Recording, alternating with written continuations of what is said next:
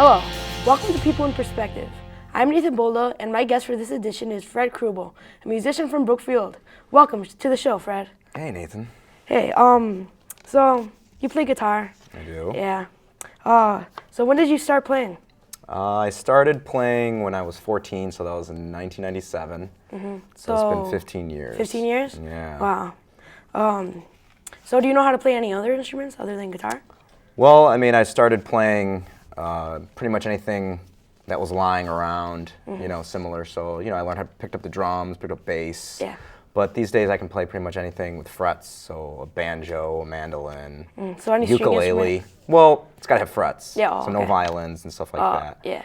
But yeah, anything. Even if you give me like a bouzouki or something like that, I'll figure it out. 'Cause once you learn the guitar, or you understand one of those, you can figure out all the other ones. Okay. I believe you went to RB here, right? I did. Did you take part in the band? I did. Yeah, I was playing and, I had a band. We would write music and we would play gigs. I had various friends that I would play with. But I did come here and I knew, they had a jazz band. So I came out with my drummer friend at the time and we auditioned together with Sad But True by Metallica. And Mr. McColgan did not like it.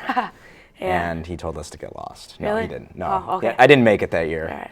But It was a bit bigger. They had two bands. They had jazz ensemble, jazz band, and everything. But then I came out my sophomore year and I made it, and then I did it from the rest of my time at RB. So it was great because it taught me, first of all, it exposed me to a lot of music because we would sit down and we would listen to music together and all different styles of jazz, particularly. So even right away, even though I couldn't really play the music that well, I was listening to it all the time. Yeah. I actually would, I'd had my CDs. Remember that? Yeah. Wallet of CDs. Yeah. Yeah, I started learning how to play the chords and everything, the songs, and then in jazz band I got better at my reading and all that stuff that I use every day. So it prepared you for... Yeah, for my, not everything, you do in music, you're not reading music all the time, but it's super important. All right. Have you recorded anything or... My band, when I was younger, we would write music and then we would record it on our own. But we actually took the time to do some legitimate studio recordings. The technology was, different back then, so you would pretty much always have to pay someone to go to their studios. Nowadays, with computers being way faster, you can build your own studio, and I have recently, within the last year, I've taken up audio engineering. So Pro Tools is what I use, which is basically your digital audio workstation where you're recording and editing and mixing your music. So right now I'm working on like an album, jazz fusion stuff, but I also collaborate with people, over the internet. So I'll have a drummer in LA, he'll send me tracks, I can send tracks to somebody else, edit things for people if they want. So that's a recent thing for me because the technology has gotten so cheap and you can have your own studio. You don't really need to go, pay someone to go in a big room anymore as much, unless you want the sound of the room. So you say you collaborate with people. Have you ever collaborated with anyone famous? Famous? Yeah. Ooh. Not that famous, to be honest. I mean, it'd be just between musician circles, but no one, it's not like I'm recording guitar licks for Lady Gaga or anything at this point. But no, it's something I definitely excel in is studio recording, studio situations where I use my versatility because I play everything, from jazz, rock, gospel music, anything. So I've worked with R&B artists, gospel musicians, hip hop artists, just random people I find on Craigslist. And then sometimes people, send me something over the internet and we don't even get together, and I'll just record it and I'll email them. Like put something together. All right. Pretty cool. Can we hear you play? Sure. Got my trusty gypsy jazz guitar. Nice. It's a pretty cool guitar. You don't really see it a lot.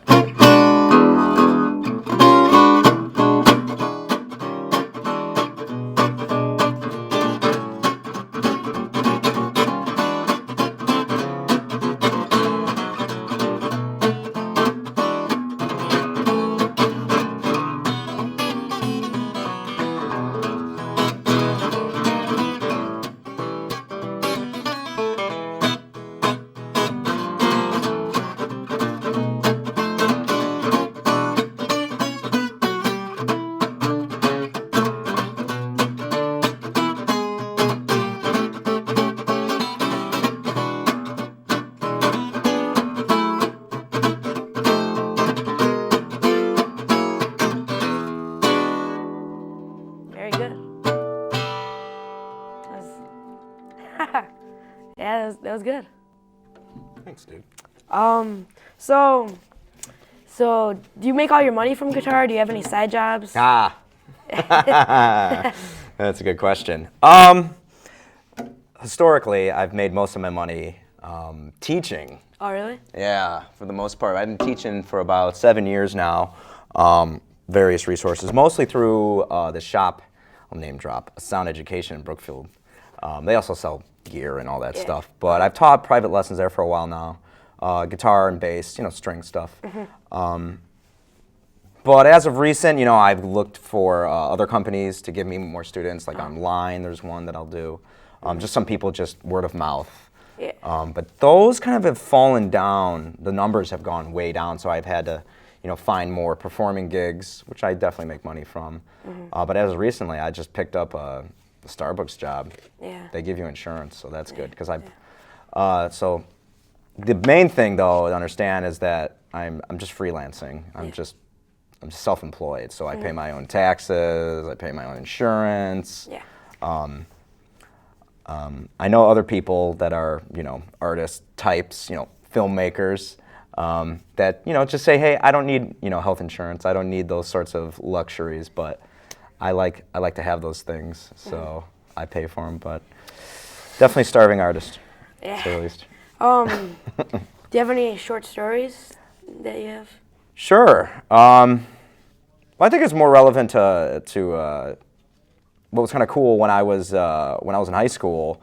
I didn't really play, I didn't play sports with, maybe for fun, whatever. But my band at the time, we were 16, 17, and we had a rehearsal space that we leased. Yeah. So we had 24-hour access to it to go make as much noise as we want, do whatever we wanted. We had, microwave in there and everything like that. So that was pretty cool. Growing up and having that, and definitely a lot of fun times, coming there after shows, having parties there, and stuff like that. Yeah. That was a lot of fun. So do you have any future plans or performances coming up? Yeah, right now, working on some originals and arrangements of mine in a jazz fusion style.